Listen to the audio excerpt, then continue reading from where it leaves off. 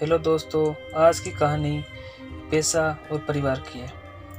रमेश का एक छोटा सा परिवार था जिसमें एक खूबसूरत पत्नी और दो प्यारे बच्चे थे। उसकी पत्नी और बच्चे हर हाल में खुश थे, लेकिन रमेश उन्हें जिंदगी के सारे ऐशो आराम देना चाहता था।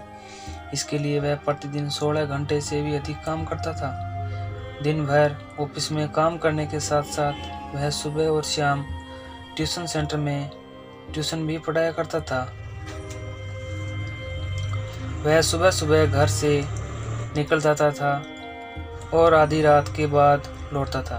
बच्चों के लिए उसका चेहरा देखना मुहाल था, क्योंकि सुबह सवेरे उसके घर से निकलते समय बच्चे सोते रहते थे और देर रात घर में कदम रखने के पहले ही वो सो चुके होते थे। हाँ, रविवार को जरूर वह घर पर होता, लेकिन उस दिन भी वह किसी न किसी काम में व्यस्त रहता। उसका समय परिवार के साथ न बीतकर काम करते हुए बीता। परिवार उसके साथ क्वालिटी टाइम बिताने का बस इंतजार करता रह जाता था। पत्नी अक्सर उसे कहा करती कि उसे घर में वक्त बिताना चाहिए। बच्चे उसे बहुत मिस करते। उस वक्त वह यही जवाब देता कि ये सब मैं उनके लिए ही तो कर रहा हूँ। बढ़ते घरेलू खर्च और स्कूल खर्च के लिए मेरा ज़्यादा काम करना ज़रूरी है। मैं उन्हें एक अच्छी ज़िंदगी देना चाहता हूँ। रमेश की यह दिनचर्या वर्षों जारी रही। वह यूं ही परिवार को अनदेखा कर कड़ी मेहनत करता रहा। इसका प्रतिफल भी उसे मिला। उसे पदोन्नति प्राप्त हुई, आकर्षक वेतन मिलने लगा। परिवार अब बड़े घर में रहने लगा। खाने पीने और अन्य सुविधाओं की उन्हें कोई कमी नहीं रह गई। लेकिन रमेश का यूं ही काम करना जारी रहा।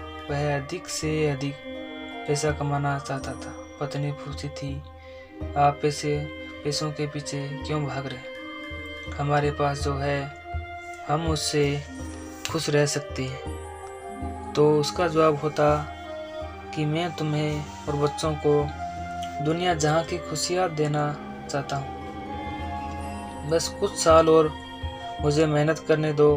पत्नी चुप हो जाती। 2 साल और बीते। इन 2 सालों में रमेश बेमुश्किल अपने परिवार के साथ समय बिता पाया।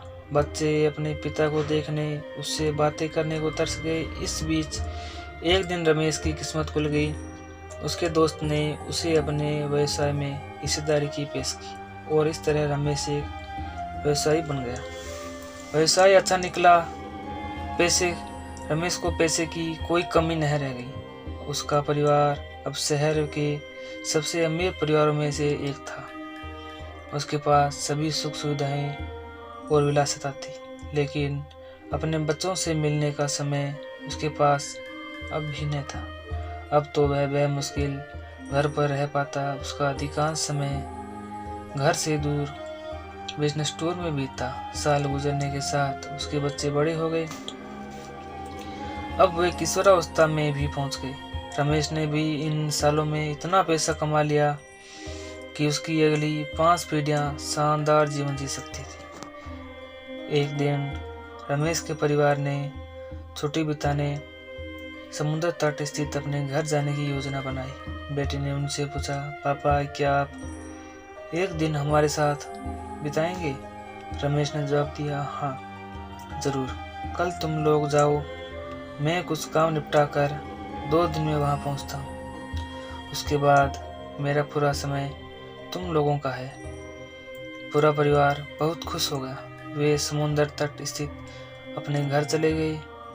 2 दिन बाद रमेश वहां पहुंचा, लेकिन उस दिन उसके साथ समय बिताने कोई नहीं था। दुर्भाग्य से वे सभी उस दिन सुबह आई सुनामी में बह गए थे। रमेश अपनी पत्नी और बच्चों को कभी नहीं दे सकता था।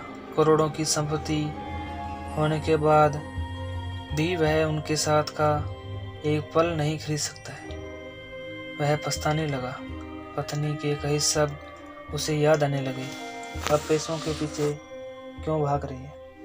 हमारे पास जो है हम उसमें खुश रह सकते हैं। सीख। पैसा सब कुछ नहीं खरीद सकता, इसलिए पैसों के लिए अपने परिवार को महत्व देना कम मत करें। पैसा खो देने के बाद फिर से कमाया जा सकता है, लेकिन अपनों को खो देने के बाद दोबारा वापस नहीं पाया जा सकता। तो दोस्तों, आज की कहानी आपको कैसी लगी कमेंट सेक्शन में ज़रूर बताना, और नई कहानी के लिए चैनल को सब्सक्राइब करना, लाइक करना न भूलें।